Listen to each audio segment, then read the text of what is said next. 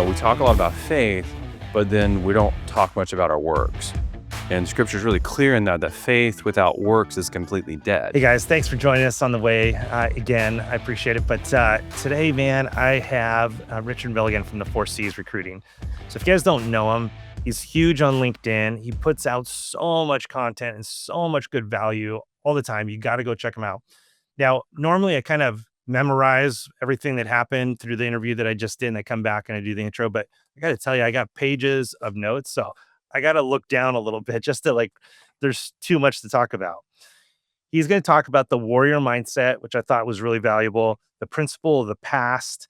He's going to talk about how you have to give value. So, I asked him the question, if you're a loan officer and you need to go out and meet real estate agents, how are you going to do that? And his answer is great. You'll see once he gets to there.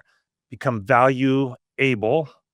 Let's see, a super communicator, be a big dreamer, and become a great storyteller. So I hope you enjoy the show. Hey, here we are. I have the man, the myth, the legend, the ultimate in recruiting, Richard Milligan. Thanks for coming on, man. Yeah, I appreciate that, man. It's easy to be in number one in your category when your category is so narrow, no one else exists, So you're right. And there's a podcast just before yours where we were talking about the riches are in the niches. And it kind of is what you just said, right? I mean, it's not easy, but I think people need to realize they don't have to be everything to everybody in order to do well.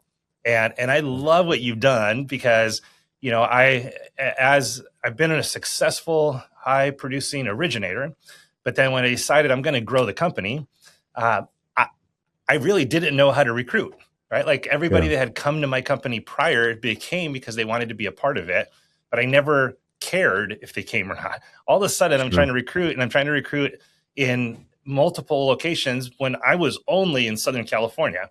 In fact, I was only in Orange County, right? And so for everybody that doesn't know, Richard is my coach, and I seeked a way to become better at at doing something that I think I was okay, but there's a great book. It's actually one of my favorites. Good to Great. Being good is good, but it's not great. Right. So, anyways, dude, thank you for coming on. I'm super excited you're here. I want you to know, and I want everybody else to know first, that I have learned so much from you. And I don't like to say this out loud, but it gets to people's head. But I actually learned, or I should say, I felt like I got all my money's worth in the first week that I met you. I'm honored. I could have been done right there, and I would have been satisfied. Keep that in mind, the price is going up. That's why I'm always cautious about saying things like that. No, I'm honored. Well, you know what? If you fail enough, you have good input to give. So the truth in that is that I had enough massive failures in my journey that I can bring you value. So I'm honored that you're able to learn from the misery of the failures that I've had to experience over the last 30 years. Well, it's like a dad and a child. Yeah. Let me teach you, son, everything that I know, good and bad. Trust me when I say that stove is hot. You can speak with a lot of confidence to your kid, right? I can speak a lot of confidence. I was laughing because Leah and I were driving to a kids' basketball game on Friday, and I was on a phone call. Someone wanted me to call them, and it was like 3 founders of a company. And Leah was laughing, and I was just in natural Richard mode because I said, "You're crazy if you don't hire me as your coach." And Leah laughed out loud. And I was like, "Wait a second. Oh yeah, she's in the car." But you just get to a place where, you have a lot of certainty. And I'm glad you're coaching with me now, Dino, not 2017. Not that I wouldn't have brought you value in 2017, but man, you coached for 17,000 hours. There's a lot of pattern recognition. You have that as a leader, in your own story, where you just start to see things happening. You already know what's coming. And so I'm in that special season as a coach where I've got all that experience underneath my belt and can bring value. And so I'm honored that you would say that. Can I coach you just for 1 second? Yeah. I love it. Good. I love it. Yeah. So I'm sitting here like this. Can you see my hands? I'm open handed. Good. Because there's things that everybody does, including myself. Like they write this great bio or thing for themselves and then never update it. I'm I'm looking at it right now, and it says you've coached for 14,000 hours. Time Yeah. to update your bio, brother. Yeah. Yeah, we'll update that, all right? Yeah, when you coach 6 to 9 hours a day, that number moves every year by about 2,000 Yeah. a year, so yeah. Well, at least you don't have a picture on this bio of you from like 25 years ago. Yeah. The brand's pretty fresh, like, the photos are pretty fresh, I try to create content, on a daily basis, so that part of it should be up to date. All right. So I want to get into this because I have a ton of questions. Um, First, foremost, I want to know, I want everybody to know, who are you, both personally first and then professionally? Yeah. Well, personally, I wear the badge of honor of being married for 26 years next week. Lee and I met in 1999 and got married pretty quickly. We have 5 kids. My oldest is 23. I've got 23, 18, 16, 12, and we have just adopted, we call him Baby Hayes. He's 4 years old. Wow. And so definitely incredibly family centered in everything that I do. That's a big priority for me. So that's a big part of that. And then look, personally, like we live in a pretty rural location in the middle of nowhere in Oklahoma. My girls ride horses, so we have 5 horses. We live on 50 acres, and we live in a little town that you would consider Mayberry, where our kids go to a school with like 300 people in the entire high school. And so Wow. we live a pretty unique lifestyle. We love it. So horses, I'm gonna stop for a second. A while back, I bought a boat, and I had this grand vision of how I'm gonna write it all off. I'm gonna do, and I talked to my CPA, and he goes, "Let me tell you something. If you want a boat, buy a boat. Don't think you're going to write it off. Don't think you're going to start doing all this stuff." He goes, "It's one of the number one ways guys like you will get audited. And then it's going to open up all sorts of doors that you don't want open." He goes, "Buy a boat because you want a boat." Stop right there. Right. So now Yeah. I'm going to go to horses for a second, because I also heard horses are 100% tax deductible, but I don't Okay. know what all of that means. Yeah. But I know they eat a lot and they poop a lot. So I I need haven't to know figured if out it's the worth it. tax deduction part of that, I promise you, okay? That you get into them buying like $3,000 horses, but it's like one big massive sales funnel. Okay, you're 5 years in. Now you have to have the 50 acres. Now you have to have the barn. Now you have to have the F-250 and the trailer. And now your horses go from 3,000 to 10,000 to fifty Oh. thousand to 100,000. It's like I'm gonna be here for a long time, because as my girls improve their riding skills, the price of the horse goes up. So so first of all, I'm in Orange County, California. Mhm. So I feel really stupid when I say certain things in front of guys like you. I have a little farm, Okay. and then usually you're like, "Oh, how many acres?" I'm like, "Well, it's an acre and a half." And then I usually see you laugh, right? Like That's just cute. like you're doing. Uh, But at one time we had 2 donkeys, and okay. we got the donkeys because donkeys are supposed to be actually pretty good, like, guardian animals. Like Yeah, they will sure. protect the goats and the chickens from the coyotes and all that stuff, right? So we Great. got 2. I'll tell you what, man. And we let them run and go, but picking up poop after 2 donkeys is a full-time job. I mean, it was an entire wheelbarrow every single day. And That's why you other need than 50 acres, compost, not an acre and a half, because then you don't have to pick it up. It just you got enough ah, room to move around. so that's the trick. Okay. Yeah. We do All have right. we have a mini donkey, Molly, and she's hilarious. Okay, she has more personality than a dog has, and she's awesome. If she wasn't the size even as mini donkey she was, she probably would be in the house. The girls love her, so Yeah. Yeah. they're awesome Awesome. animals. And I want to bring this up because I know it was something I noticed when I first started, seeking who you were, Mhm. a few years ago now. And one thing that I absolutely love about you, and I'm bringing it up because I know you're not worried about it, Mhm. but you're a man of faith, Yeah. and you put it out there. You're not afraid to say it, and I'm not either. And I love that about you. So I wanted to just say that out loud because I respect somebody that is willing to do that in a business environment. Yeah. Well, I'm thankful that you can see that from a distance. I think a lot of people are undercover in that particular area, but We all have our own stories, and my story is a pretty broken story. I mean, I grew up, uh, you know, in a very abusive environment. Mom and dad were both physically abusive and verbally abusive, and kind of through my journey of becoming a man and having a family, there's places in it that are incredibly broken in my own story outside of that part of it. And I kind of come to in like probably 2007. At that time, I was been in the mortgage industry for 5 years. By most people's standards, was super successful. Was on the broker side. Had three different offices. Was making close to seven figures a year. And I became got into sports gambling. Got addicted to that sports gambling. Fast forward into 2007 because I had been doing it for about 3 or 4 years, and it was like in 2007, the mortgage industry had complete failure. And in that moment, a lot of things kind of came to a head, which was my identity was all wrapped up in my business. For the first time at the age of 34, I'm failing. I have no clue how to get out of that failure. I was stuck.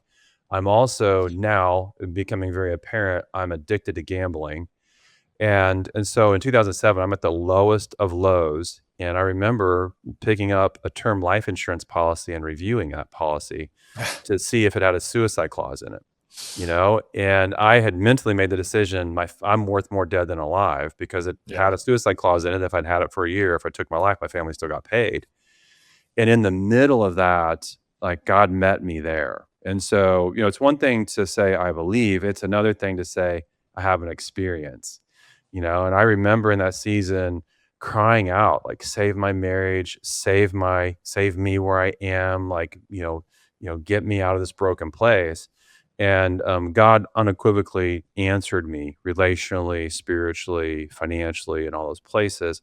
I made a promise to God in 2007, which is that if you'll get me out of this, that I'll serve you and I'll let people know that you're in my life, that you're real to me, that I'm a believer.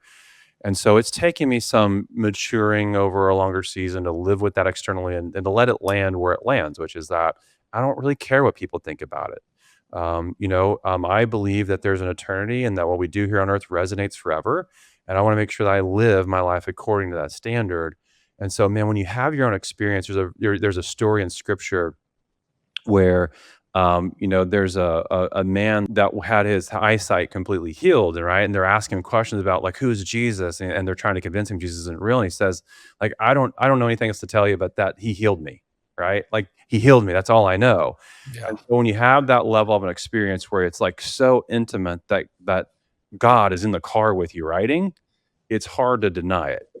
And so I'm just at a place in the season where, man, I'm super committed to living that out, and I've had my own experience to share with people. It's been powerful, and so, that's easy for me to talk about it in content and share it in conversation with people.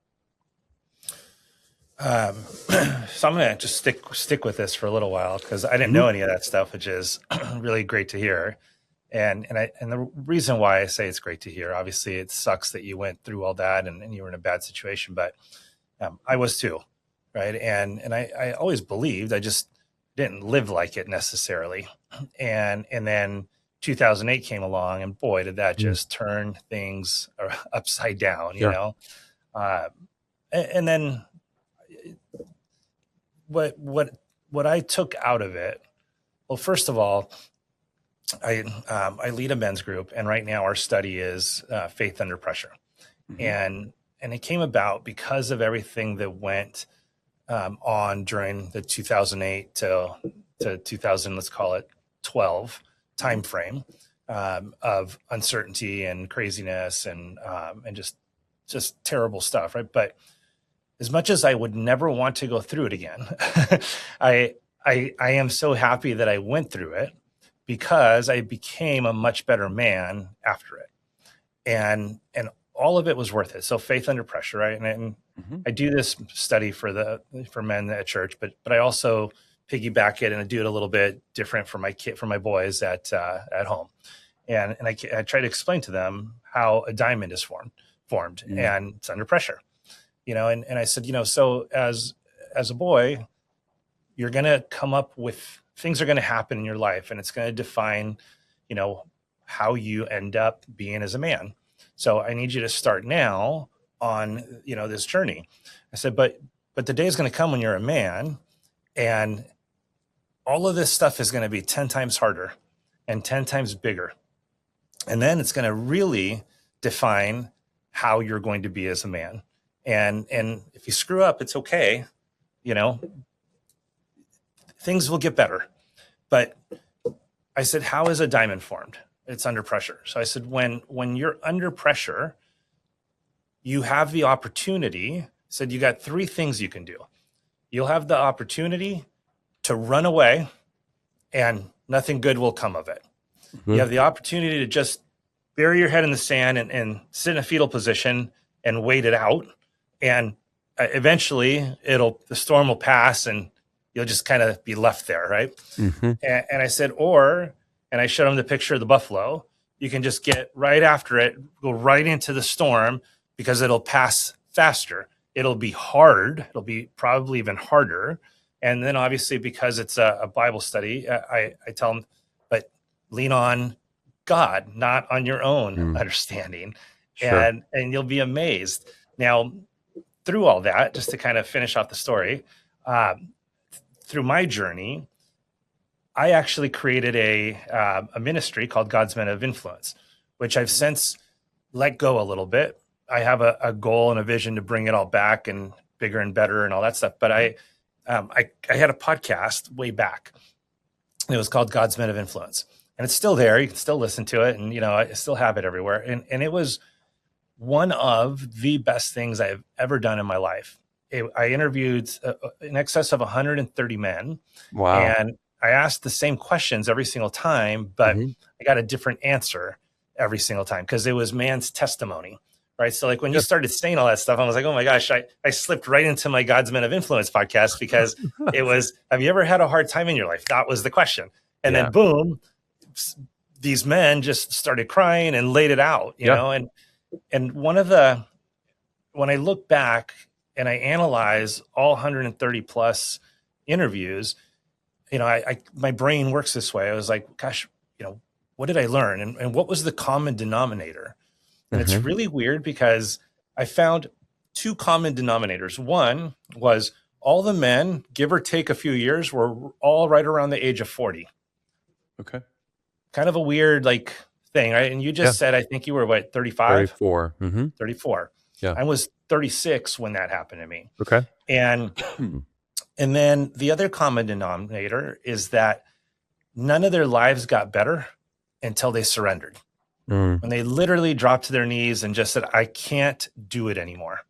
And then all of a sudden, things got better. Now, I think the misconception is that he snaps his fingers and your life is back to normal. Right. I think perspective is a word that I love because I see people all the time stressed out about stuff, all the time, worried about something and, or something sucks or something. And it's like, just step back and think about your perspective on what's happening here. And, oh, by the way, look at where you're living. Look at what you're driving. Look at what you're eating. Look at what you're wearing. Don't tell me life sucks, right?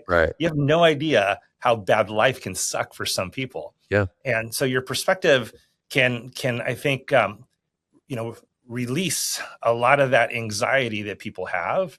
And then your belief, my faith, also releases it because in my opinion, in my eyes, if I truly believe in God and I truly have that faith and I go and I pray, then I obviously don't have any faith at all if I stay stressed out over it. Because then, I have no faith. And the Bible talks about that too. It's like, ask for anything, but don't be like those guys that don't have any faith. That's like being tossed in the ocean, in a windy day. So I just wanted to go there a little bit with you because, I love that. And I'll say this, one of the things that I was raised in the church. Dad was a preacher. All the stuff that happened to me happened under the guise of him being a pastor. And I spent a lot of my late teens, early 20s trying to sort through that, who is God, if that was representation of him, that legalistic view of who God was, to get to a place where I really understood who he was. Um, and so over the course of like, now leading with my faith and look, I've gotten on stage lots of times, shared my story at Wild at Heart boot camps for men, which is a thing that John Eldridge started a number of years ago. So I've shared my story. I'm very comfortable sharing my story because of that. So having been in the church and around Christian followers, one of the things that just really bugs me is that people, we talk a lot about faith, but then we don't talk much about our works. And scripture is really clear in that faith without works is completely dead, right? And so Yeah. I have learned through my own journey that where it's gotten hard to really lean in. And Leah would tell you this, my wife would tell you this. It's like when a hard season hits, it's like, hey, doll, you're gonna see a different version of me.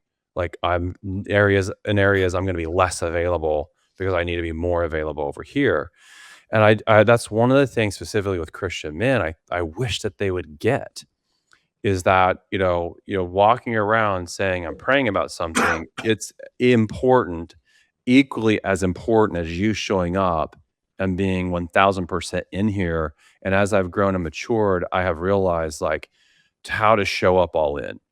I think like we talk about sometimes in recruiting coaching, like there's 5 levels to mindsets, like a ladder that kind of goes up.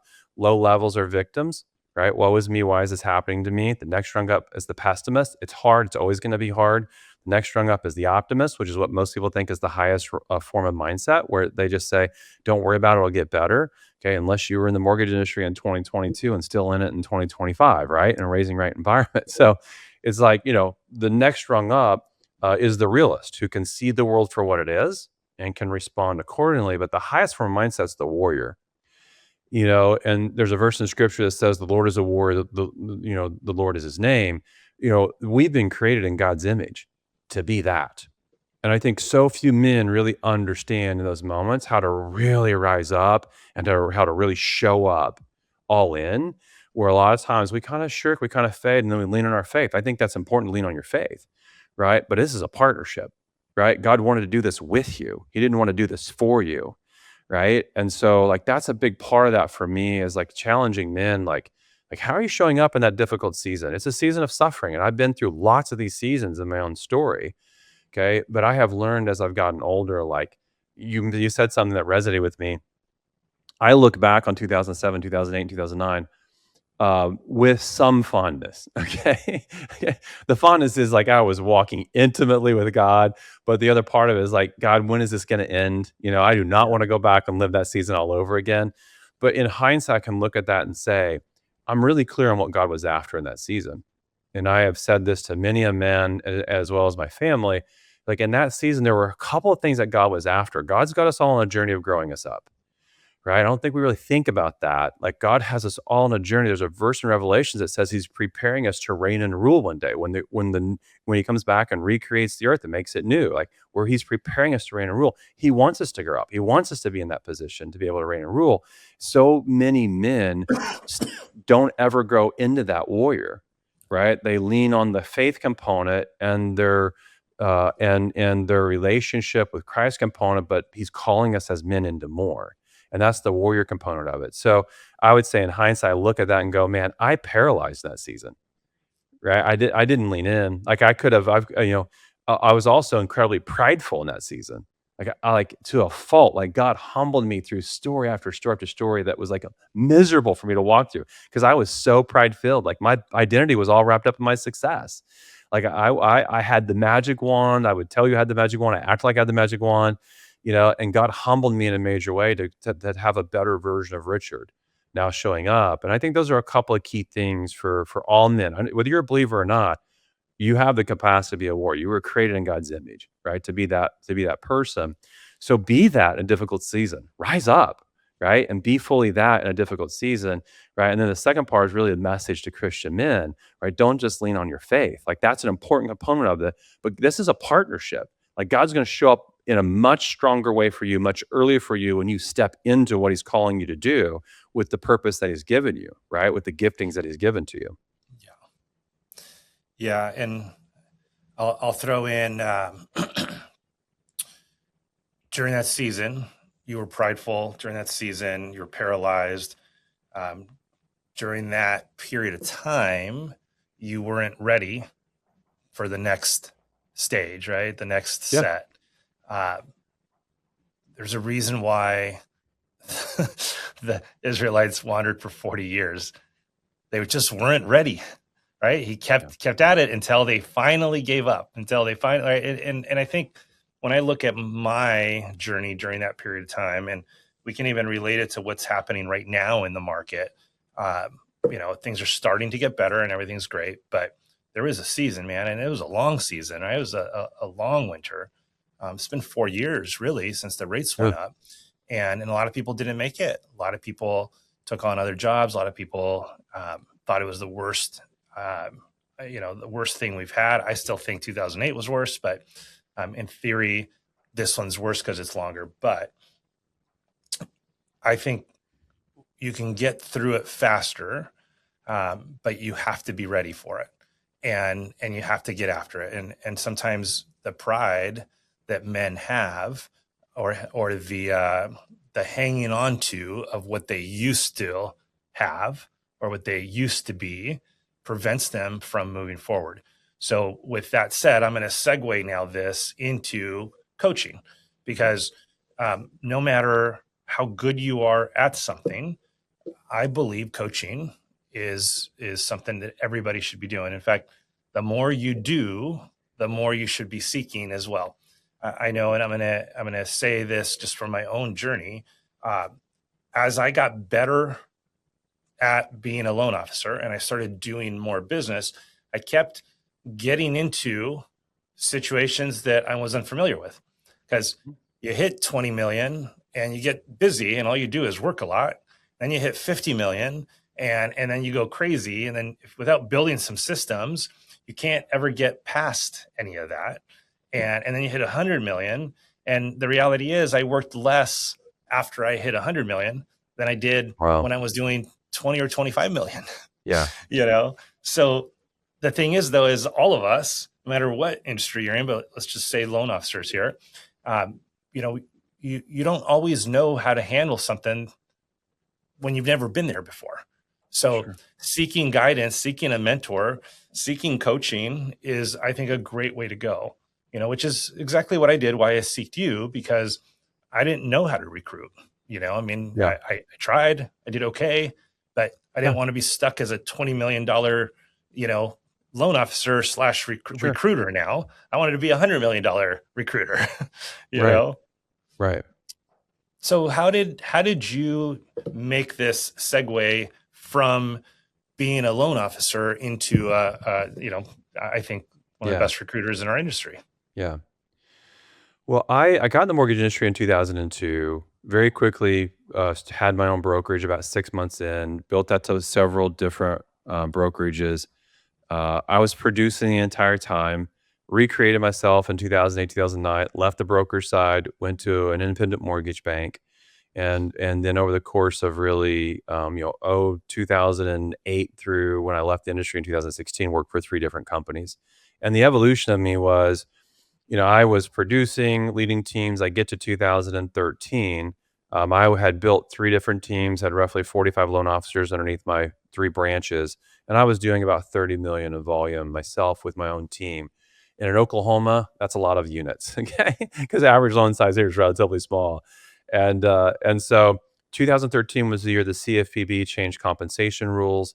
The company I was with saw me as kind of a unicorn. I was kind of an area manager that was also producing.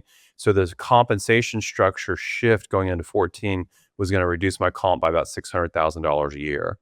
And I just was at a season of like, I was being called into leading at a higher level and having greater impact on people. And the production and being involved in that process, that pipeline, was pulling away from that. And so I took some risk going in 2014, and so I'm going to give up my personal production. I gave it to people around me and went all in on building teams. And that was a big shift for me. And one, I was taking massive risk because I had lost a bunch of income. And so I came into 2014 hyper motivated to get really structured.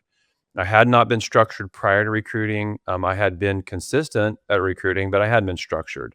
It wasn't on my calendar blocked. It wasn't a series of steps that I was taking consistently. I wasn't clear on who I was trying to attract. I was just really chasing people to chase people.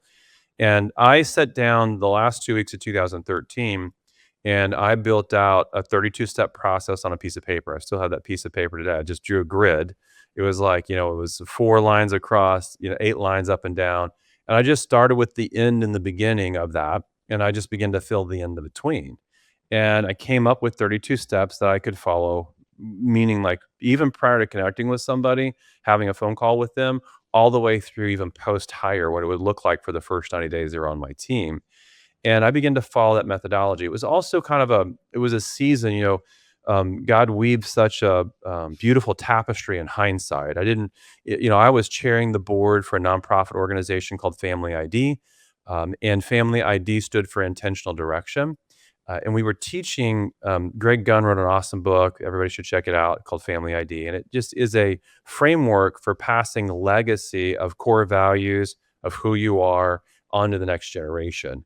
And so I was getting on stage, I was sharing my story of coming from a broken place and now having a new vision for my family on the weekends. And I was leading and chairing the board for that. And I realized there was a lot of that I could move into the language of leadership. And I began to incorporate those things into my leadership going into 2014. And very early in 2014, I began having different success than I'd ever had before. In fact, in the first 90 days of 2014, I set 38, we called them corporate site visits. We'd get branch managers on planes, have them fly into our corporate headquarters. I set 38 of those meetings in the first 90 days. And I, to a large degree, was confused by it because I'd never had that kind of success before. And over the course of those 3 months, I got a lot of clarity as people began to join and communicate why they had joined, that they were joining not because of the company, but they were joining because of me. And so for the first time in my entire career, I was now leading with who I was first, company second, where historically I'd only led with company, who the company was. And so all that success really became a springboard for me because over the next 3 years, 2014, 15, and 16, I'd hire over 300 originators. I was like a rainbow unicorn in the company that I was in. Uh, to get to 2017, where I decided to leave the industry and just to start what was really going to be a recruiting firm. I mean, initially, I went out, got 11 agreements signed with different companies to recruit for them, and was building a team to do that. And I found that I was having to step into conversations to coach because I'd hand someone that was interested in having a conversation to a leader at a company, and they would come back to me confused as to why I put that person in front of them. They're like, they're not ready to make a move. They're not interested in talking about my company. I'm confused why you put them in front of me. And I was now educating people on recruiting is not treating it like it's a $97 widget sale, but more treating it like it's a relationship building opportunity and bringing value over a window of time to people until they're ready to make a change. And I had a couple of executives, early summer of 2017, asked me if I'd built a coaching curriculum. And it was just kind of one of those moments where it's like, you know what? I hadn't even thought about that, but I'll do it. I'll build it for 4C. So I built it summer of 2017, came back into, it was really October 2017, the third week of October 2017. And I just went to LinkedIn, announced it to my audience. I was going to host a webinar where I was going to give 90 minutes of free content. That webinar had about 100 leaders on it. At the end of that webinar, after I gave 90 minutes of value, I said, hey, if I brought you value, I invite you to stay on. I'd love to show you what it would look like to coach with me. And I had like 45 leaders pull out their credit cards and sign up for coaching on the spot. And I was like, I was blown away because I did not expect that. And when you're coaching an hour, 45 people, you have a full week suddenly. So suddenly I was a coaching company, not a recruiting firm. And, again, that was kind of the tapestry of God weaving on that because I did not plan for that, Dino. It wasn't like Richard's brilliant, idea to launch a coaching company. It was like all random sauce. God equipped me in that season of 2014, forcing change, right? I had the success to lean on. Even the family ID components of that, weaving it into like my story. Like now I teach leaders how to be attractive leaders through some of that framework, like the importance of having a clear vision, clear core values, clear greater purpose that you can communicate. And so, I get over to this coaching space unintentionally, ultimately. But, some of what you're talking about, I've learned kind of this, I call it the principle of the path, which is that like if you know where you are, if you can have a high self-awareness of where you are, Okay. And you know where you want to be, which that requires that's almost a unicorn itself. A lot of people are like, I don't really know where I want to go. But if you know where you are, you know where you want to be. The principle of the past states this: find the person who's already gone the way and get as close to that person as you possibly can. Right. And for me, the reason why I was in Family ID is that Greg Gunn was an incredible husband, an incredible father, was a godly man. And I saw him was like, I got to get as close to that as I possibly can, including volunteering and serving inside his nonprofit organization, because I want to be that. Right. Yeah. And so now today, even for myself, as things come up, I'm like, okay, I know where I am. I know where I want to be. I find the coach, and that's the shortcut. Like doing a live event. I don't know how to do live events. Hired the coach to do it. In 12 weeks, guess what? I knew how to host live events. Right. So it's just a nonstop journey. And I think that's an important principle to understand. Like, man, if you're clear on where you want to go, don't stand over and struggle. Like go find someone who's already gone the way. Figure out as quickly as possible who that person is that's already there, and then align yourself with them. Yeah. Power of proximity is something Tony Robbins says a lot. Put yourself in the environment of the people you want to be most like. And, and I think it's great. And sometimes that works. And I think we should all be doing that. But at the same time, if you can hire a coach to teach you how to get there too, you can learn a lot. I do think not every coach is for everybody, and there needs to be some synergy there. Otherwise, the message just doesn't work. Like I can go to a seminar and speaker captivates me because of the way they speak, the way they enunciate, the way they pause, right? All these things, and it works. I hear it. Sometimes I need to get punched in the face, and that speaker does it.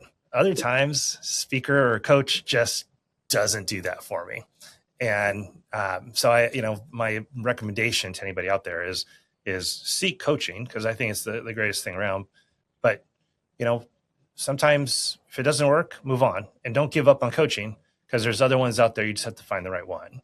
And, Richard, like I said, I felt like I got my money's worth in the first week that I coached with you. I think you did like that 5-day, whatever you called it. I forgot. Yeah, I did a recruiting intensive, like 10 hours of recruiting coaching in 5 days. Yeah. That's intense.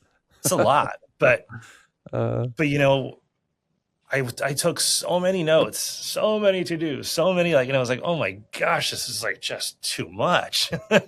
but that's how valuable it was. I mean, I hand that to you because, usually there's so much fluff everywhere. And you were just like punch. I was like battered at the end of the day. Yeah. So there's a lot to recruiting, right? A lot of people think like it's just like picking up the phone, calling people. No, it is not. Yeah, no. Okay, you said a few things that are interesting. I'm still trying to work on this from my side of what I'm trying to do, but you had talked about laying out a roadmap for people, so they would know what their next 90 days would look like. And I'm curious, what does that look like? Like how would you coach me to lay out a roadmap? And I'm gonna just preface it with, I think a lot of people would just say, create this roadmap and it's the same for everybody. But I don't know if that's true, because everybody's unique. In my book, everybody I'm talking to is unique. Maybe I can group certain people together, but this guy's different. This guy has this way of doing business. This guy's personality is like this. And I feel like I have to create this roadmap for everybody. And I don't think that's a bad thing, but how would you coach me, or anybody else for that matter, on how to create that roadmap for people? Yeah. Well, in coaching, you always start with where people are, right? A big mistake that a coach could make would be treating everybody as though they're the same. And so anytime I have someone coming new into coaching, we always invest an hour and a lot of times that happens even pre-coaching, where you and I spend some time together before you ever were in coaching, and I'm asking questions to diagnose where you are so we can figure out, the next steps and where you should be. There are fundamentals in recruiting. And so in coaching, ensuring that people have those fundamentals is critical, because if you have a handful of fundamentals in anything, you can have moderate success. You can have improved success. And so, like, for example, it's like, if you understand a few things about nutrition, okay, you're going to be moderately better at health, right? You don't have to have the 80 panel blood test in order to get to, that level. There's incremental improvement just through some fundamentals there. So I teach some fundamentals in recruiting, but everybody is in a different place. And like all of us want to be in different places. If someone said, like in 2017, when I started 4C recruiting, my 10-year vision was that in the year 2027 and each moving forward, that we would be impacting 10,000 recruiting leaders by helping those leaders live an ideal life and lifestyle. Okay. I identified ideal life and lifestyle as 5 things: doing what you love with who you love, while making greater difference with fair compensation and time to spend with people that matter most. Impact represented 6 things: one-on-one coaching, group style coaching, live events, podcasts, books, and an online training platform. Right. And so if someone would have shown up and said, in 10 years, I want to be there, I mean, like, you copied and pasted that from my vision document. Right. So it was a very unique place. And so when if you can figure out where people are, and then you can get them to quantify what the big dream is, where they want to go, now you can build a roadmap, and that roadmap's going to look different because we all have different destinations as much as we do entry points to it, right? So that's where you always start in coaching. Okay, but beyond that, one of the things that I do is I do have a fundamentals coaching, and that fundamentals coaching goes through the basic framework that if everybody has, they're already a better recruiter, right? And some of those key things are this: leaders have to be able to communicate who they are. A big mistake that a leader makes is pushing their company before they ever articulate who they are as a leader. This has shown up, we have, employment surveys going back to the 1950s where they ask questions about, why you're at your company. For over 70 years, we have data around this where people say they're there because of the leader. They're not there because of the company. They're there because of the leader. The leader's the product that we're selling. Now, the challenge in that is that most leaders have not ever been told that, and they for sure don't have any idea how to like turn the label around on themselves and to quantify what's sitting in that. And so that's complicated. Who are you as a leader? I'm probably close to 18,000 hours in coaching now. And what I have found over that journey is that over the course of 8 years of coaching, only twice have I come across a leader who could quantify that. We don't understand the importance of it related to recruiting, or we would be able to actually identify that. So, that fundamental piece for me is what I call the attractive leader. And then attractive leader is someone who has a clear vision for where they want to go. The definition of vision is roadmap to what you want to achieve. So it's the crazy place in the future that you want to go, but it's actually how are you also going to get there? The second part of that is what is your value system and your core values. And your core values are not complicated. They're your actions, they're your behaviors. And that third piece is, why do you do this? And I don't mean like from a transactional, like money component. It is really transformational. Like greater purpose is ultimately defined as a purpose, a cause, a belief that inspires us to do more. It inspires us to be more. And a leader who can communicate those things is attractive. Okay. Not to everybody. Okay. When you can communicate your core values, you're unattractive to some people. Right. Yeah. And so, but when you can communicate that to people who are aligned with your value system, you can create energy that doesn't exist. And I found that. Like, I found people that would say, I'm happy where I'm at. That when I clearly communicated that, we're like, hey, what's next? Right. And that was part of my journey in 2014. I was clearly communicating these things. And people were saying, what's next? What's next? What's next? Okay. And so that's a fundamental. Every leader needs to understand that. I don't care where you are in your journey, where the beginning is or where the ending is. If you don't have that, you're going to have limited success recruiting. Okay. Or worst case, you'll have a lot of success and then you won't retain your people, because you'll attract a lot of non-like-minded people. Okay. So that's a fundamental. The second fundamental is this: God has just hardwired the universe to work a certain way. Okay. Systems matter. The sun comes up at a specific second, it sets up at a specific second. We already know today what that's going to look like, right? It's like there are seasons. Spring is followed by summer, followed by fall, followed by winter. There's a season, right? It's like there's just a way the world has been hardwired to work. The farmer doesn't complain about not having a harvest when he didn't plant seeds. There's sowing and there's reaping, right? That's systems. So in recruiting, James Clear quantified this very clearly in his book Atomic Habits when he said we never rise to the level of goals that we set. We always fall to the level of systems that we build, right? So system to me is what are we going to communicate, and then what's the sequence or the steps that we're going to take to communicate that in. And if you've got good sequencing, like, What would you say in a first conversation, second conversation, third conversation, fourth conversation?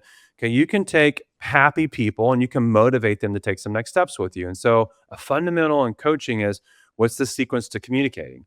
And inside that fundamental, there are some other fundamentals. Like, for example, people are hardwired to be motivated through the lens of desire. Well, where does desire come from? Well, you can look at marriage surveys. I've seen surveys before of divorcees, and they've asked those people, "Give me the top 5 reasons why you were divorced." What shows up in those divorcee surveys is this: one of the top reasons why they get divorced, they say they stopped dreaming together.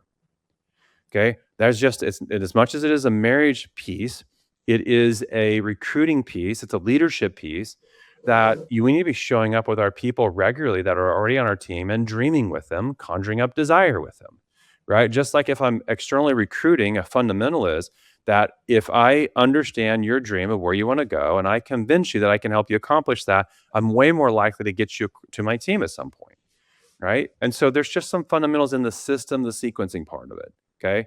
And so wherever you are ending and beginning and ending, that matters. And the third part of this is, and this is a relatively new piece over the last really decade plus, is that our personal brands matter, right? The days of having good eye contact, firm handshake, and good posture in a conversation where we might have proof I trust this person is now when I look you up on LinkedIn, what do I see? And so you need that element. If you don't have that element in the modern era that we're in, as a fundamental, okay, if you don't have a brand, you have very limited opportunities to win here, no matter how good everything else is. So, inside that framework of where are you and where do you want to be is those three big pieces as core framework. You can keep talking 'cause I'm still taking notes. So I need about 30 more seconds. Okay. I do 3-day recruiting events, Dino. I got plenty of material, brother. So I know. going. You're I keep going. definitely Well, I talking. wrote a book in 2022, and that book was How to Dominate Recruiting in a Digital World.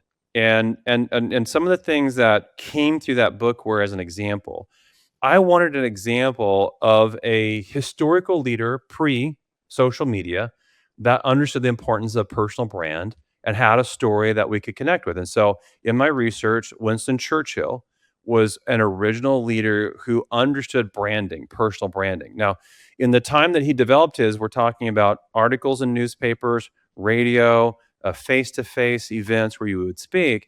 But he is known as the Winston Churchill of history simply because of what he did to develop his own personal brand, which was that in a season prior, Germany, Hitler, Nazism, rising to power, he was on trains in the United States, traveling to 29 states, speaking, having those speeches transcribed, and having those speeches put into articles throughout the world.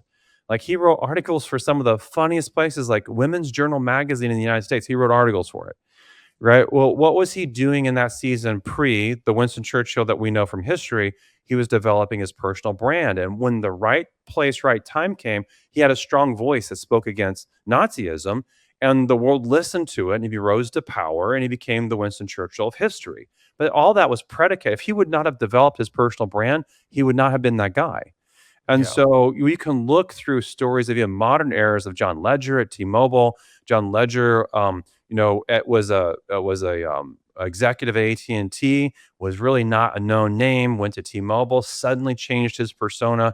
Started wearing T-shirts and jeans and not suits. Became very strong and forward speaking, and how in his approach to social media. Would go to Instagram and Twitter at the time. And he would on Sundays do Slow Cooker Sunday and would have millions of people show up. And then he started doing Shopping Saturday, where he was shopping for the slow cooker, his crock pot recipes. And so he had his own journey of building a multi-billion-dollar brand for T-Mobile that matched his rise to personal brand, matches stock price. It matches subscriber additions to the platform. I mean, it matched the rise of all that was closely connected. And so, we can look at like the modern era and go, that component for every leader today is going to be essential to your growth. Who do you think industry wide, not just mortgage, right? But like all industries, who do you think has the best personal brand as a CEO? Well, I look for value. That's where I go with this. I think we get a lot. We talk about personal brand. We think like you know um, Elon Musk. content around me a lot of times. But I think in the recruiting world, where I see people winning are the people that are the most valuable in terms of being a resource. So when I look at like the strongest personal brand in the industry, I kind of look at Dave Savage.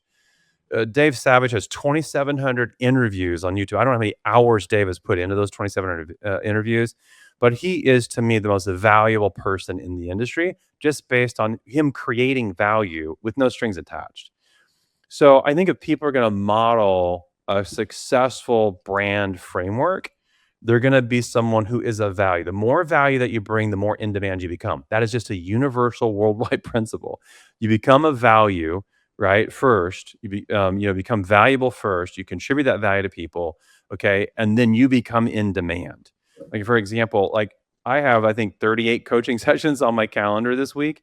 Uh, I- I don't ask for business. You know, it's like I got 193 episodes on my podcast. I've written a book. I'm working on a second book. I create content every single day.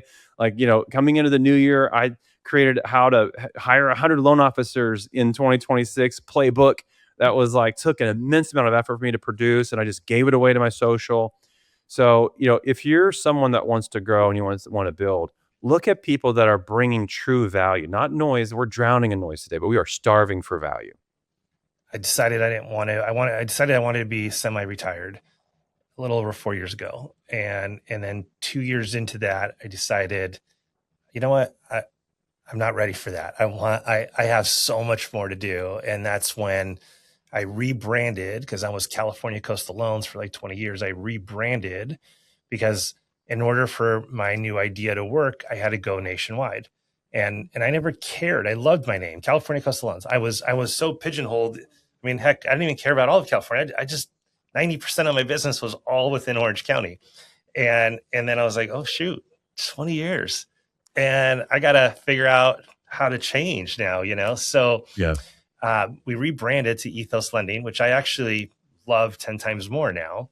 And I realized also that, nobody knows me, or very few people know me outside of Orange County. And it was a real like struggle to figure out how to do that. You bring up Dave Savage. He was actually instrumental. I met with him because I knew he was one of the most influential people, but he's also been around for a long time. Mhm. And I was fortunate. He doesn't live here anymore, but I was fortunate he was in my backyard. So we'd meet for some of those famous walk and talks at Yeah. like 5 in the morning or something, which is fine. I'm an early guy, and we just sit and talk. And he did. He just always offered value, and I've always admired that about him. Uh, without anything, like you said, no strings attached. So I think as if we relate this to loan officers, right? Because that's who the audience is. Mhm. When you are seeking realtor partners and you are seeking people that need a loan to buy a house or refinance, let's, if you don't mind, Mhm. we're going to switch gears a little bit, right? From coaching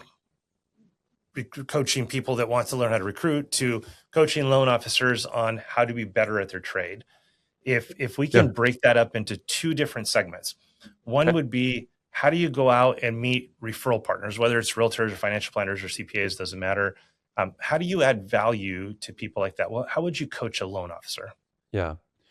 Well, I think look, I've had multiple mortgage CEOs say build that coaching curriculum for loan officers inside our company because you're recruiting LOs and recruiting realtors. There's a lot of similarities between that. I think there is. Um, the days of rate sheets and we'll close a loan on time. Like the mortgage industry, ultimately for an originator, is just a big sea of sameness. It's like how as an agent do you differentiate between one person and another person? I think value is that thing that differentiates you. Now, every loan originator is in a different season. When some originators that have been in the business for 15, 20 years can bring more value than if you've been in it for two, right? So I think it can depend on what season you're in. But one of the things that's been fascinating to me is that I can be a really good journalist, at uncovering value and reporting the value is how I kind of think about it, and not actually be the value, but still be valuable. Right? It's like I came across over my time, even at 4C, I've come across like some awesome digital assets. Like as an example, Andy Andrews is one of the greatest storytellers of our era. Has written a number of books: The Traveler's Gift, Noticer, The Noticer Returns, a bunch of books. He's probably if you want to hear a great story, go to YouTube and search Andy Andrews Butterfly Effect. Okay, and it's just a powerful story. So I was just searching some things online one day, and I came across an Andy Andrews 90-minute webinar on how to become the best storyteller. I was like, you gotta be crapping me. I can't believe I came across this. Right. I reached out to his team. I was like, hey, this is powerful. I want to be able to share it inside my coaching. Can I? They're like, sure. And it was available for about 5 years. And then finally, I don't know if they took the server down or what, it was no longer available. But I would take that and I would share it with people. And it was more value than I could probably bring around storytelling, right? I was a journalist. I came across an interview with Tom Ferry and Gary Vee. Tom Ferry, number one real estate agent coach in the world. Gary Vee, number one influence in the world. It was a 60-minute interview by a marketing company called Dippity Marketing. It was not on Tom Ferry's platform. It was not on Gary Vee's platform. It was on Dippity's platform. It only had like 500 views. And it was the 5 ideas every real estate agent should be activating on. And it was money. It was powerful. I was just a journalist. I could take that and I could share it. So I think some loan officers can be the thing of value. Like I'm going to season as a coach where I'm kind of the thing of value. Like this thumb drive here has got a lot of intelligence in it, a lot of pattern recognition in it. Okay, but I can go back to being 2013 version of Richard, didn't have all that value. What was the value? It was different value in that season, and I probably would have been more of a journalist in that season than actually the thing of value today. But the key premise in this is you're asking yourself this question: what is of value to the real estate agent that I want to attract? Okay. And you got to define that. Who's the agent? If you're going to go after a real estate agent, who's the agent you want to attract? Do you want to attract the whale agent in your marketplace, or do you want to attract the person that's doing 6 transactions a year? That's a different value. They both would mandate different value, right? And so it's easier to bring value to someone doing 6 transactions than, for example, I worked with the number one real estate agent in my state for 7 years. The amount of value I had to bring her was elite value. And so you can assume kind of where you are in your journey and figure out what that agent needs from you. And one of the things that you have today is this World Wide Web and now AI that allows you to be a journalist and to create things of value. Right. And so, I can go to Tom Ferry's YouTube channel, and Tom's got like 2,500 videos himself on that YouTube channel that's coaching real estate agents. I can take one of those videos as a journalist. I can move it over to ChatGPT or Grok, have a conversation with it, help me build a blueprint for a real estate agent to improve their business over the course of the next 90 days. What are the ideas here that I can pull out of this to do that? Great. Let's build a playbook out of this. Once I'm done building that inside that AI tool, I can move that to a platform like Gamma.app or Notebook LM, and I can ask it to create that playbook. And I can show up over here with this agent, and I can say, hey, recently privy to a conversation with the number one real estate agent coach. I took some copious notes, turned that into a simple playbook for you. I'd love to give this to you, but also if you want to go over this, I'd love to go over this with you and see how I could partner with you in actually executing on this. Is that a value? Duh. 8th grade language, right? Of course it's a value. Most originators are missing the gap is that. If you set with an originator that's struggling, okay, and you ask them, hey, how are you showing up for agents in your marketplace and bringing value? They're confused. Yeah. What are you talking about? Right? I'm not sure what you're talking about. And so being that journalist is one place, is an early entry point. The second place is the value able, right? Valuable is value able. If you split up into 2 words, right? As an originator, you have got to become the most value able person in your marketplace, meaning you're able to become more valuable. Right. That means like there in 2017, I saw, I'm going to go back to the recruiting coaching real quick. 2017, I saw a survey that Flowify did, which was Q4 of 2016, where the survey basically said 75% originators were self-selecting. They were not being solicited to their next company. And I was confused by it. But over a window of about a month, I came to clarity that personal brand was really essential to top producers making a decision to join their next company. And I realized in that moment, I didn't know a lot about personal branding. Okay. Now, fast forward 5 years, I wrote a book on it. How would you do that? I became the expert. right? I mean, literally, in 90 days, I listened to 350 podcasts. I read more than a dozen books on it. I got my hands on every resource. There were videos that I came across that were powerful. I'd watch them and listen to them a dozen times, okay, to learn the material. Okay, a loan officer that finds them in this weird space of like, I'm not that valuable, needs to become value able. Go become more valuable through taking in content, learning. We're at a sweet spot in the world where anyone can mentor you today, right? Listen to their podcasts, read their books, listen to their YouTube channel, tell the algorithms what you want to see by searching these people out over and over again, right? And so that's the gap that the originator that wants to win today, if they'll move towards that. There's lots of ideas to do that. For example, every originator that has a podcast called My Hometown is a brilliant idea. Why? Because you can interview the mayor, interview the chief civil engineer downtown that's talking about regridding all the zoning in the city to expand it for new construction. Talk to your top agent, interview them, talk to your top builder and do it. Talk to the superintendent of the top school district, the Blue Ribbon School District. Talk to the chef at the fancy restaurant, around how they're running their restaurant. Every loan officer is a microphone and a camera, Logitech 1080 Brio, and a Zoom session away from being able to host anybody in a podcast. No one's stopping you from learning that and doing that. That's called being valuable to your marketplace, right? That's the gap that an originator has to run toward today. I was looking for a video just a minute ago on my phone. I went to a Tony Robbins seminar called Business Mastery a while back. It's been a long time now, but there was such good stuff that came out of it. And one of it I actually recorded. It happened to be, he asked him what he did for a living. He said realtor. So I immediately grabbed my phone and started recording it.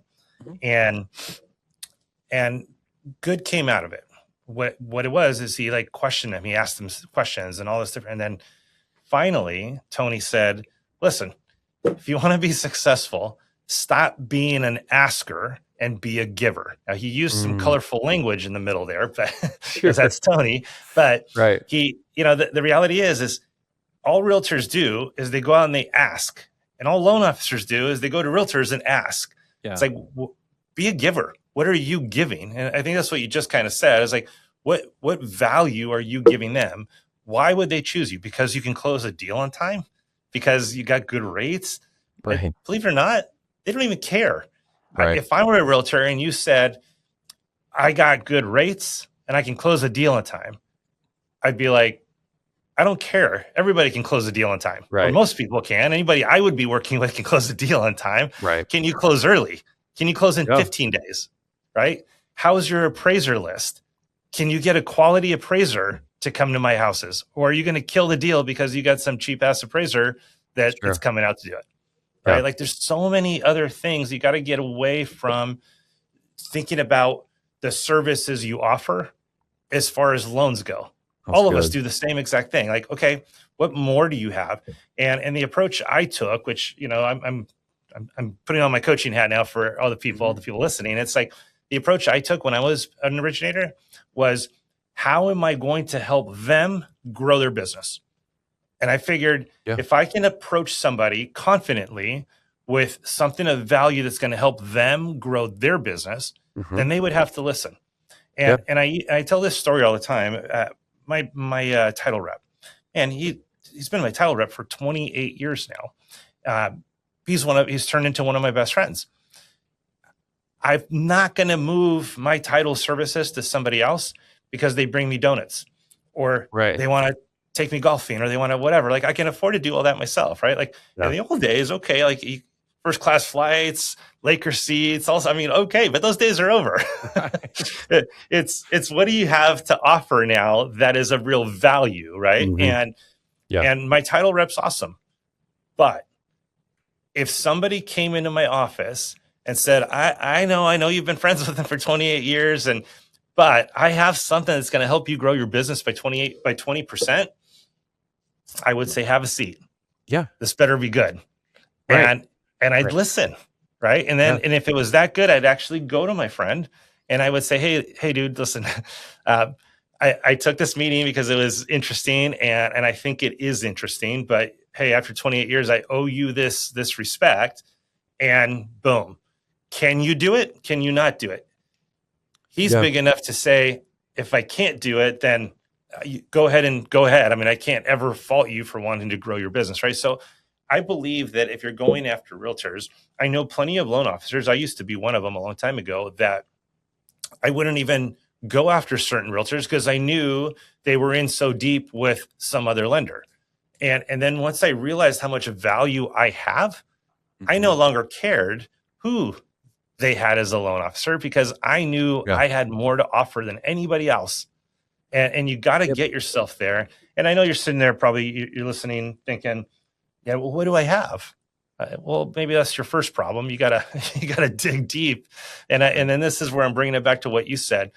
You listened to, I don't know how many podcasts, how many videos, and you read how many books. And guess what? You didn't know probably before that, but you certainly knew after that. Yep.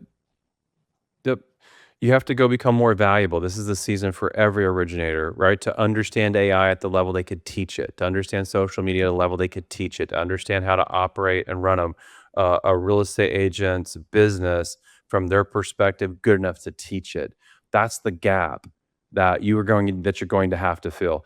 If someone said to me, Richard, you've got to go back into originating loans, but we're going to move you to Chicago, Illinois, where you don't know a single person, right? And we're going to parachute you in 90 days, you got to build a book of business that's doing $8 to $10 million a month in purchase volume.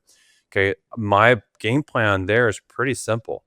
Okay. I'm going to identify all the agents that market. I'm going to cross the relationship bridge with them as quickly as I possibly can. And then I'm going to give them more value, contribute more value than their current lender. And then I'm going to ask for the business. Right. But if I show up and I'm just asking, okay, for business, and I'm not bringing anything of value, right? Mostly, I think we've got to understand that in relationships, value creates velocity. A lack of value creates a lack of velocity. Why am I not winning? Just look around at what you're bringing and contributing in terms of value. It's probably zero, right? Or it's negative in that you're asking for something without giving anything in advance, right? And so if I had to do that, I'm gonna find all the agents. Okay, I'm gonna cross the relationship bridge, make sure they know who I am in social, over the phone, by text, and then I'm just gonna invite them into me bringing them value. And I promise you, my objective every single day is to show up and outvalue your current lender. So my wife says to me, she goes, "You just love to talk all the time, don't you?" I'm going to turn that and say, you talk more than I do. and tell your wife that I said hi. You met your nemesis. I did. And I'm saying it because my favorite question of the whole interview, and I always leave it for the very last question, is if I picked you up and I dropped you off somewhere in the United States where you don't know anybody, you have all the knowledge you have, but you don't have any money and you don't have any connections or anything like that, and you can't talk to your family or see them until you make $1 million, what are you going to do? So I don't have any recruiting knowledge or no mortgage knowledge or any of that. You have all the knowledge you have currently, okay. Right? You just don't know anybody. But you just answered the question. I mean, I didn't get a chance to ask it, unfortunately. That's hilarious. But you know, Dino. That's awesome. But yeah, you bring I would up something stick with good, recruiting, right? not originating. I love it. And so, but that would be my playbook in recruiting. Is that people that lose people because they don't contribute value to those people. So if I'm going to Chicago and I'm having to build teams, I'm simply going to find the producers that don't have leaders contributing them value, and I'm going to actually attract their people. I think there's this principle that exists out here. It's like a scale. Your current leader sits on one side, the recruiting leader sit on the other side. Okay, when I show up for the first time, it's out of balance because you've been able to bring more value.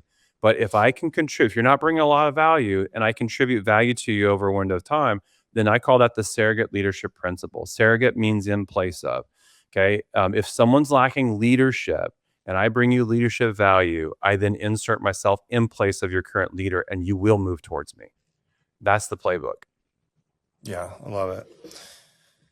I'm going to bring it to an end here in a minute, but tell me your favorite book or two that somebody can go read.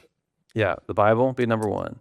Okay, I've read a chapter in Proverbs every month for years. Okay, so like that, there's so much wisdom in that book. Every other book is just a regurgitation of the wisdom inside Scripture, right? So that would be where I go. But I think like when I look at my Audible, and I typically read about listen to a book a week. A lot of people are like, well, that's ridiculous. I can't believe you. But that's typically about 45 minutes of an audiobook a day, sometimes less, depending on the size of the book. A great book for every salesperson. If you're a recruiter or you're a loan officer, read Super Communicators by Charles Duhigg. It is an all-time read. And that's a book that I probably read close to half a dozen times. That's a really powerful book. My most recent one that I'm excited about is The Science of Scaling by Benjamin Hardy, who's written a number of books with Dan Kennedy as a co-author. But he wrote that book himself. And The Science of Scaling is one that is fascinating to me because there's just, you're at a sweet spot in your journey, Dino, where you can see patterns emerge. You're like, oh, yeah, that makes a lot of sense to me because that has been replayed in a number of other books or a number of other scenarios in my life. And The Science of Scaling, it aligns with my coaching, just my story and my journey of things that how I believe and how I think.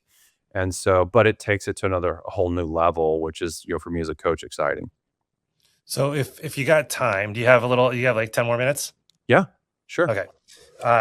So it's funny you bring that up because I read The Science of Scaling. Okay. And I thought it was okay. I didn't think it was great. Mm-hmm. But I heard everybody say it's great, and a few times it's come up now. So I actually started rereading it. And what I realized is I wasn't in a place when I was reading it. Sometimes we do it out of habit or routine or whatever. But when your mind's not like truly open to receiving, sometimes you just don't get it, right? And so anyways, I started rereading it. And I do like it a lot more because I'm trying to stop the distractions when I do it so I can really focus. And a couple of things came of it. In fact, just I think yesterday, actually, I released a new blog on Substack and a newsletter on LinkedIn. And it was about Parkinson's law. And that came from Science of Scaling. And what I love about Parkinson's law is because years ago, through Todd Duncan, I used to be in his elite group, and we had great retreats with great people, and I learned a lot during that period of time.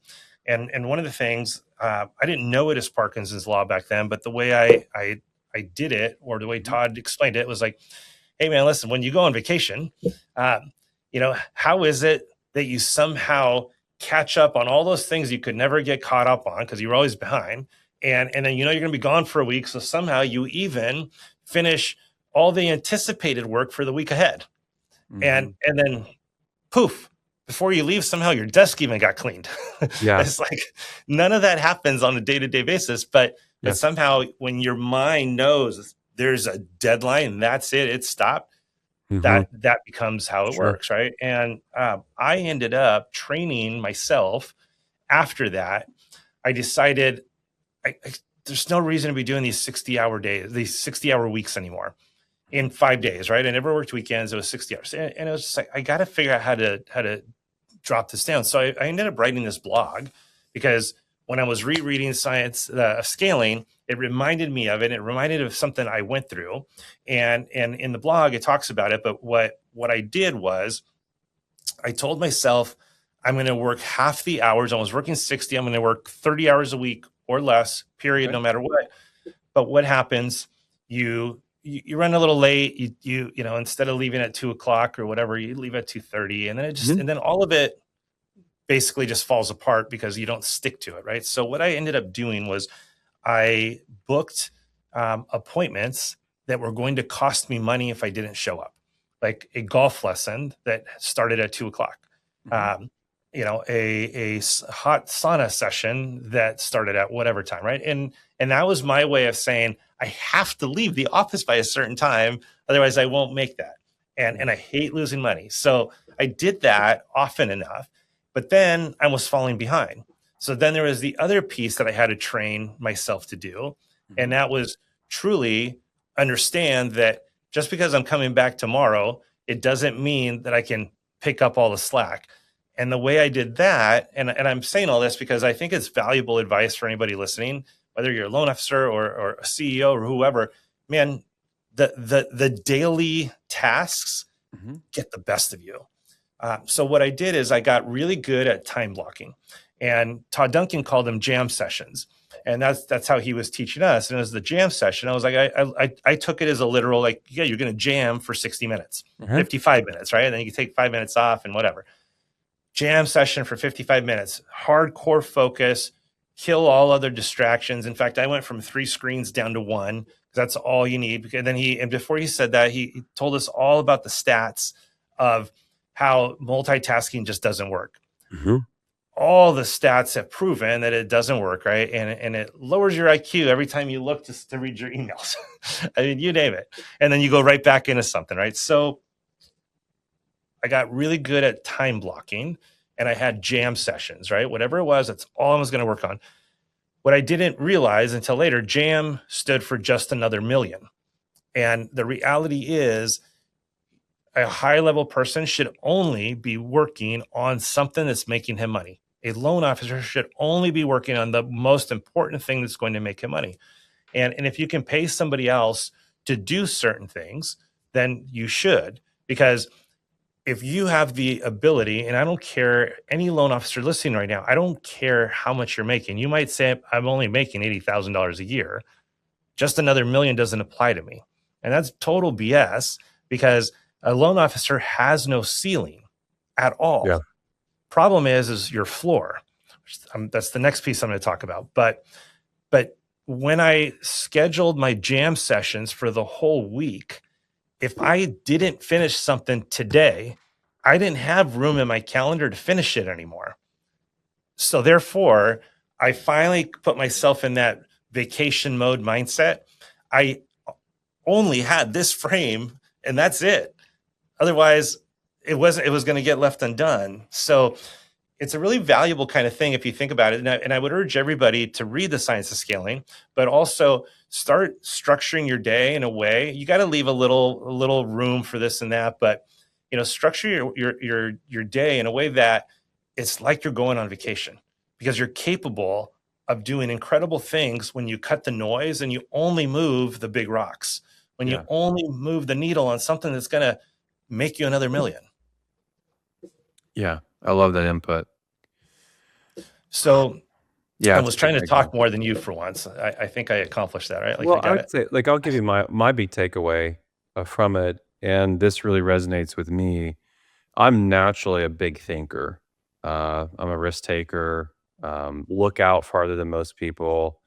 And so when I sit with a leader and I'm like, hey, let's look at the next 10 years, they're just like, why would we go out that far? I'm not thinking that big. And one of the things in coaching that I have taught is, the word vision in its original language is Hebrew, which a word that was used was chazon, Chazon, which had a singular meaning, which was dream. Most leaders think in terms of goals, which are very logical left brain. They don't really dream a whole lot, like big, crazy, audacious, exciting things. But when you're recruiting, you have to bring energy. Recruiting in its simplest form is just a transference of energy. And so, when you have a big vision, like when you go back, like I was working in an oversized closet in 2017 with the dream of impacting 10,000 people. Right. And it's like, I had 4 buddies that tried to do an intervention because they're like, you're giving up a 7-figure income to do something where you're going to get a paycheck for 6 months. It's like, what are you doing, Milligan? And so I love one of the frameworks he has is think big, but the other framework is this: put it in much shorter timelines, because it forces you to think different, forces you to innovate. It's like even writing the book, that book that I wrote, which by the way, I'm incredibly proud of it. I never thought I'd have a product that awesome, because I've always wanted to write. Everybody wants to have written a book. No one wants to write the book, And so, that book was written. It was really a team effort at 4C. That book was written in 5 weeks. I mean, fully published with an audio version available in 5 weeks, And the reason why is that our vision for that year was to impact 4,000 recruiting leaders. And in early 2022, the mortgage industry and real estate industry, which are the 2 industries where we drive about 80% of our income, was tanking. Right? The first thing that people did was cut big ticket items. Like coaching wasn't that important in early 2022. So we get into early Q2 and we can see we're not going to accomplish the vision.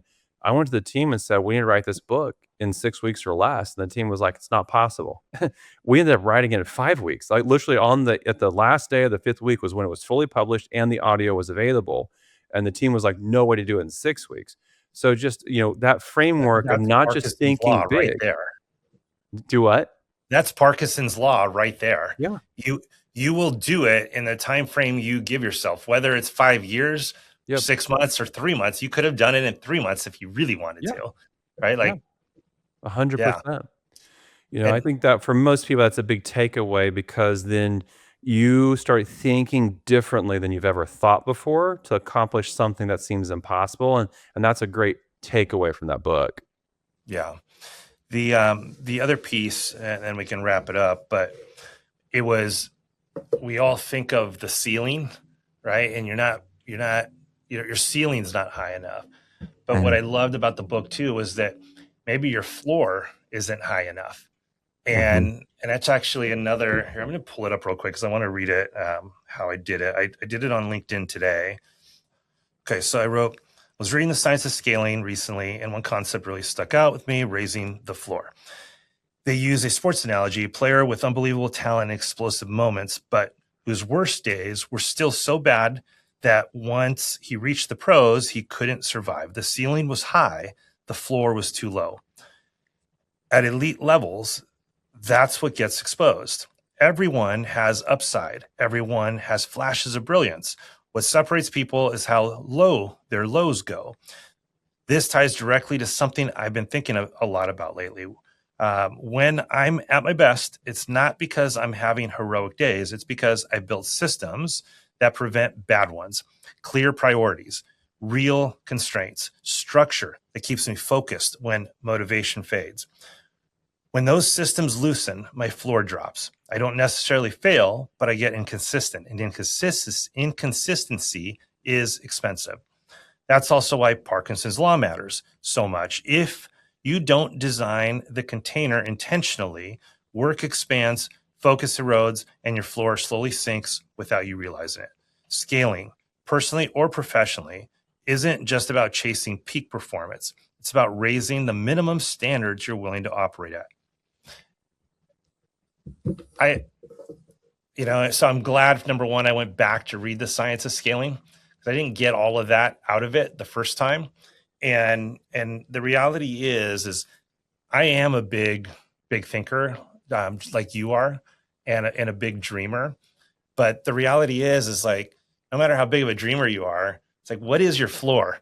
And that just kind of said it right there. It's like, how low are you going to allow yourself to go? You can dream as much as you want, but if you keep allowing your floor to drop, you're never going to get there. Yeah. Minimum standards and systems are everything. No doubt. Dude, I really enjoyed my time with you today. Thank you so very much for being here. And I know you're a busy man. But really great to know you just a little bit better on a personal level. Like, I didn't know all that personal stuff about you. Usually I'm just sitting there listening to you talk like usual and taking notes like usual, like I did today. Only it was nice to get to know who you really are behind the scenes, I appreciate you being here. Thank you. I'm honored. Yeah, I appreciate you having me, Dino. Yeah, great conversation. We could do this all day. And guys, the book, Richard's book, is how to dominate recruiting in a digital world, right? And you can pick it up on Amazon.